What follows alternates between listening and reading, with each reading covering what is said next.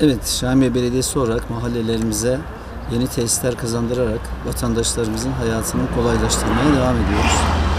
Şu an Geylani Mahallemizde de 17.500 metrekare inşaat alanı olan dev bir tesis kazandırıyoruz. İçerisinde pazar yeri, mağazaların olduğu, alışveriş merkezlerinin olduğu mekanlar, üzerinde millet kıraathanesi, spor merkezi, kursların olacağı, düğün salonlarının olacağı dev bir tesis inşa ediyoruz. Şu anda hafriyat işleri tamamlanmak üzere.